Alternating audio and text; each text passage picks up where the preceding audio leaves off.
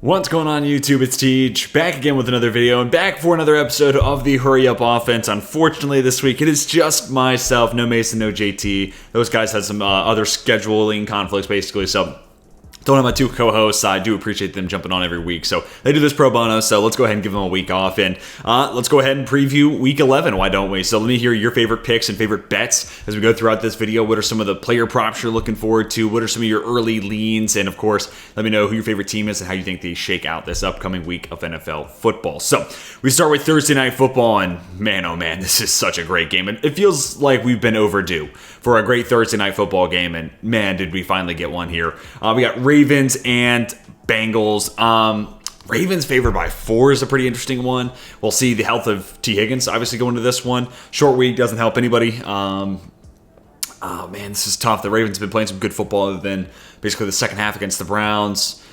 I know the Bengals, it's a surprising loss maybe for a lot of people, but I think the Texans are actually a pretty legit team. So I'm going to take the Bengals and the points here.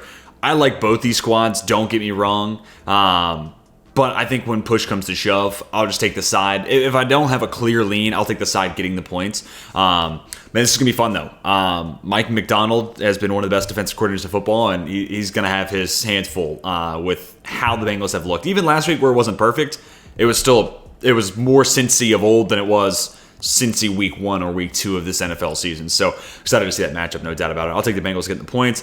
Sticking to the AFC North, Cleveland and Pittsburgh. Man, oh man. I mean, the Steelers have been outgained in every single game they've played. Matt Canada still doesn't have a game during his OC tenureship where the team has collected 400 or more yards of total offense, which is just abysmal. I'm going to take the Cleveland Browns, man.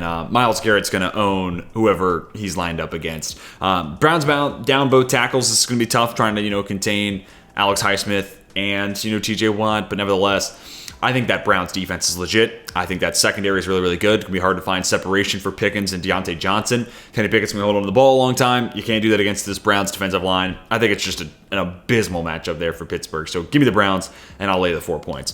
Then we get to Chicago and Detroit. 10 points is a ton. This does sound like it's going to be the return of Justin Fields. So that leaves me with some good optimism going into this matchup that the Bears can be able to cover the 10-point spread. And ultimately, it's just a little too many. It's too many points for me to be able to feel comfortable picking the Lions. I definitely think Detroit's a better team. I think they get to 8-2. I think they win. I just think the Bears are able to cover. The Lions' run defense has been a huge step up from where it was last year. Still intrigued by the Justin Fields rushing prop here. Love Amon-Ra St. Brown receiving props. I bet that literally every week. And if you do it every single week of the year, like myself, you've been up pretty substantially off that one play. So I'm going to stick with it again this week. I really like his matchup. This is going to be an interesting Bears defensive game, right? Like it felt like Matt Eberflus was taking over as the DC of sorts. He's the head coach, but became the defensive play caller. Felt like they made some progress last 2 weeks. Maybe they've taken a step back in that category. So I want to see how Chicago plays against this Lions, offense. But right now, the Lions are as hot as anybody. I think they'll win. 10 points is just too many for me to lay. Then we get Chargers and Packers. I feel pretty comfortable taking the Chargers here, which is exactly why the Chargers are going to lose this game. Every time you feel comfortable thinking the Chargers are a better side, they end up making you disappointed. So I have that kind of expectations already set in. But I do think, the quarterback competition here, Burrow versus Love, is night and day. Even the pass catchers, like Green Bay has a lot of young guys, but I still think guys that are unproven. Quentin Johnston's young and unproven, but Keenan Allen, it's still amazing how good of a player he still is. Plus an Austin Eckler factor, plus Josh Palmer, plus Gerald Everett even in the mix too. So I just think the Chargers are the better side, wholesale. And, other than the Zach Wilson, game when the Chargers play the Jets, that defense has looked pretty rough, but I could see this being another game where Love's better than Zach Wilson, but if the inaccuracies really start to come at a bad time, I don't know, just Love's hit and miss when it comes to his accuracy in general. So depending where the ball placement, depending on the Love the game that Love plays, the Chargers defense could look pretty legit. It's going to be interesting to see if Bosa and Mack can create any pressure against Rasheed Walker and Zach Tom in that one.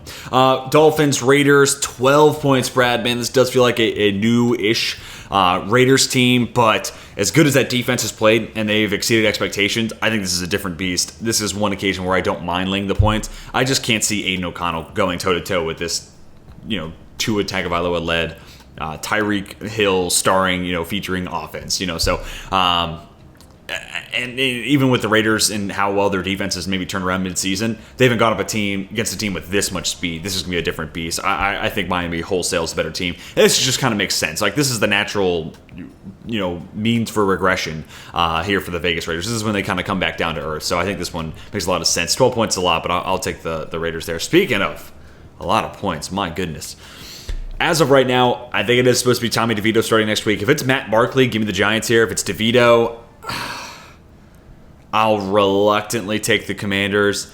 Commanders are kind of another one of those sides where it's like anytime you feel really confident going into a matchup, you kind of had to take a second, think about it, pause, But man, Sam Howell's playing some good football. I think the time to throw has cleaned up a little bit. We're seeing just about every playmaker on that roster get in the mix. Jahan Dotson with a couple of big games the last few weeks. Logan Thomas still kicking. Last week, it's both the running backs playing a big part in the passing game. So yeah, I think the Commanders are starting to figure it out, at least on the offensive side. I think they're making some good progress there. Defense, still a work in progress, obviously still learning, what life is like without Sweat and Chase Young. But they're pretty clearly the better side. And Tommy DeVito looked as expected last week. He's just not very good. So again, if it's Matt Barkley, I'll take the Giants plus 10, just because I've seen him complete forward passes. And do the bare minimum of being an NFL quarterback. Tommy DeVito, not so much. So as of right now, I'll take the Commanders minus 10. We'll figure out more once I hear more about the QB sitch there for the Giants. Man, another double-digit spread. Cowboys and Panthers. I got to go with Dallas here. I know I said earlier, man, the spread's too big. I can't do that. Really, this comes down to the Panthers' offensive line's not been good.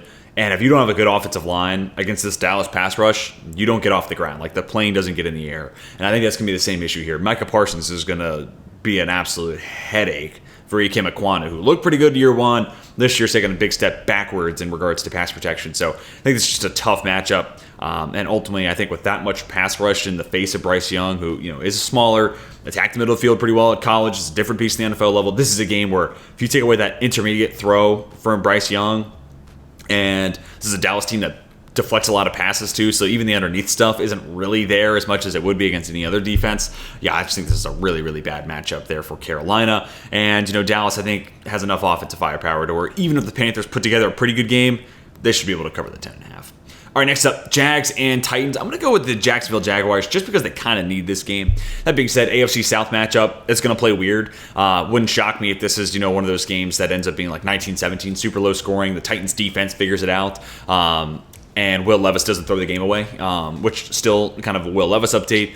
Generally impressed with how he's played. Yeah, there's been some bad decisions. Fourth quarter against the Steelers. Kind of the entire game this last week, the decision-making wasn't great. And the accuracy is going to continue to be something that he needs to improve upon. I think that will come with some time. But generally still impressed through a small sample size. And this is going to be an interesting one. The Jags have been really good against the run, so this is going to be a game that Levis has to win. This is going to be a game that DeAndre Hopkins has to be a big part of as well. And on the other side, the Titans, if they want a chance in this game, they got to have a better secondary performance than what we've seen pretty much this entire season. I'm a Calvin Ridley fantasy owner, so I'm intrigued by this matchup. This should be one where Calvin Ridley has a big game, but ultimately I understand it's probably going to be more Christian Kirk and Evan Ingram, just because they seem to be the guys the offense is running through right now. But nevertheless, I just like the pass catchers for the Jags too much in this matchup. I'll take Jacksonville at home in a must-win spot. The division race is starting to get really interesting in the AFC South, with Houston hot on the Jags' heels. The Jags were playing good football until the loss this last week, but I think they got kind of exposed. They had a flashlight put on them by the San Francisco 49ers. This is a chance to kind of change that rhetoric, move the narrative back to their favor.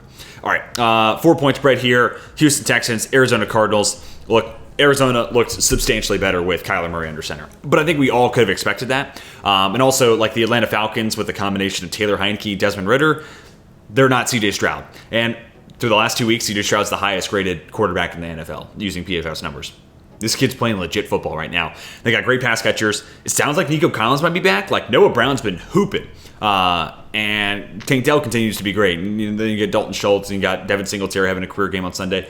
And then you're talking about adding Nico Collins in a breakout season back in that pass-catching room.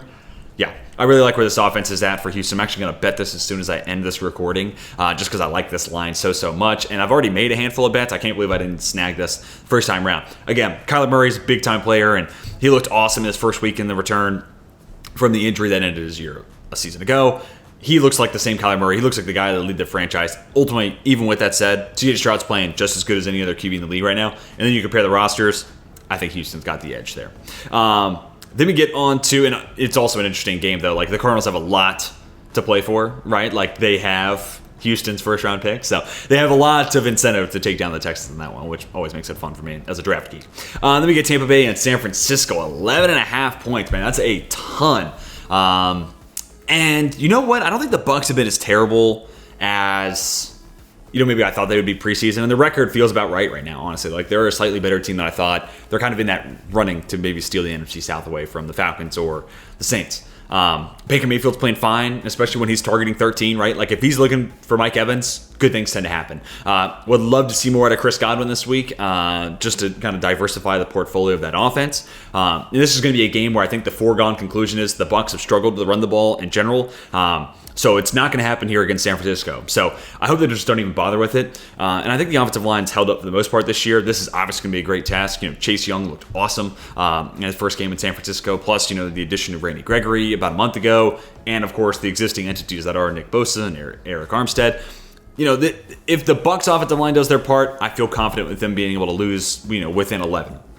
If they don't, this could turn into another 34-3 or whatever the final score in Jacksonville was, where San Francisco just runs away with it. I think San Francisco better side. I think they get this win. But after a dominant win, I'm always hesitant that a team will do it again. So I'm basically saying that the 49ers are going to win, but it's going to be a single-digit W. It's going to be by 8. It's going to be up by 9. Or shoot, they can even win 34-24. That still covers the spread here. I think Tampa Bay is a pretty competitive team. The defense will be solid enough. And this will be a good test to if Tampa Bay maybe does have a chance to win the NFC South there, because they stay competitive in this game. I think the door's still ajar, even if they lose. But if not, then it's like, okay, yeah, they just kind of have games where they look okay, but can't hold up against the best of the best. But I like them getting 11.5 points. That's a lot of points for me to lay, and I think the Bucs can keep it competitive. Then we get to Bills and Jets, 7-point spread. Man, if it was any other quarterback than Zach Wilson, I think I feel really comfortable taking the Jets here, and I've said that the last 3 weeks. So I don't know. They continue to burn me. There's actually a lot to talk about in this game. Man, we could play a game here with how many quarterbacks, if the Jets, had someone else under center, could take them in the playoffs. I was talking to JT and Mason about this over the weekend. Andy Dalton, I think the Jets are in the playoffs, or at least in the playoff picture right now. Jacoby Brissett, I think they're in the playoff picture right now. Jameis Winston might have him in the playoff picture right now.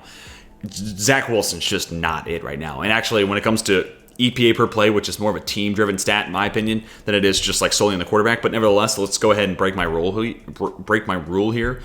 Zach Wilson, there's only 2 quarterbacks with a lower EPA per play through this point of the season. Rookie year Jared Goff, rookie year Josh Rosen. That's where Zach Wilson's at right now. And he had some flashes on Sunday, like the sidearm throw, the no look. It's whoa, holy cow, where'd that come from? But all in all, the sum of its parts has been really, really bad. I think on the Bills side, and man, I feel for Ken Dorsey. As a Steelers fan looking for an OC change, I hope he finds his way, on the black and gold sideline next year, because he's a huge upgrade over Matt Canada. And I feel for him because was he as good as a play caller as Brian Daboll was in Buffalo? No. But is he the issue? No. First in EPA per play. First in success rate, or third in EPA per play, first in success rate, top 3 in red zone efficiency, top 3 in third down conversion. He was not the issue. I will say, the most stark difference, I think, from Daboll to Dorsey, Daboll, it felt like that offense never got out of rhythm. There wouldn't be 5 straight drives where this offense just went 3 and out. It does feel like every once in a while with Ken Dorsey, they'll just kind of hit a bump in the road and kind of fall out of rhythm.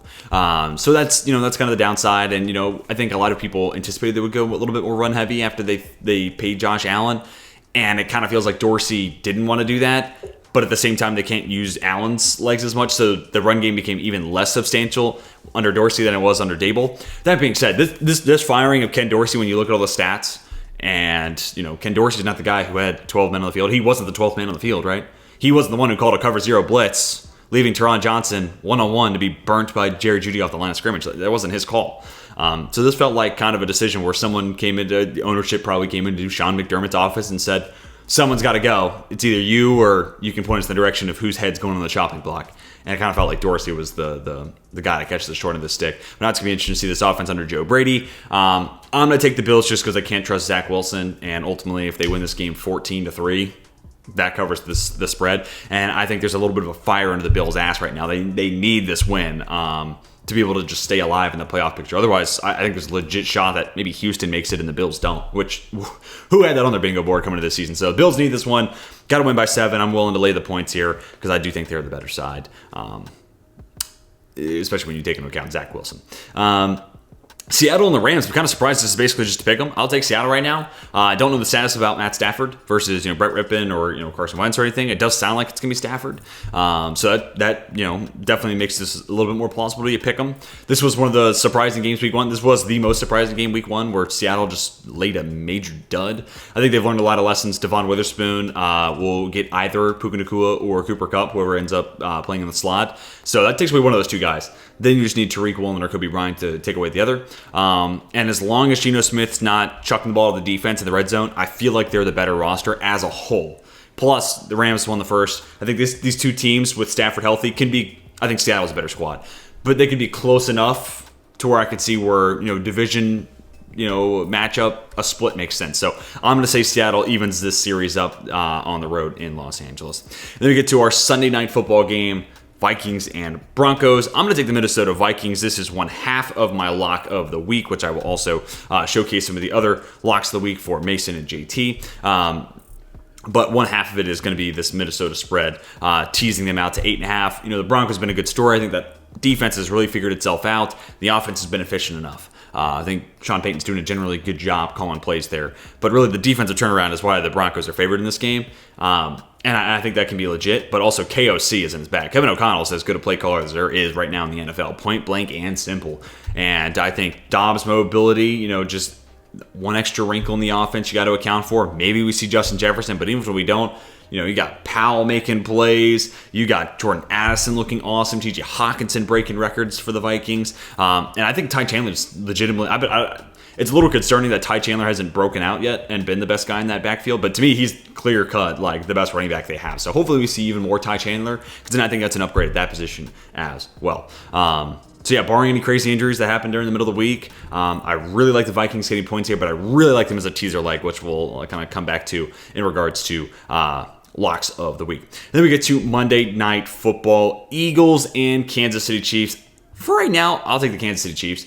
But this one's tough. And honestly, it'll come down to the wire when it comes to how I feel about it. And you could really sell me on an argument either side. Because of that, if you like the Eagles teased out to +9, don't hate that whatsoever. And ultimately, I think the Eagles have a deeper roster and can win in more in a wider variety of ways.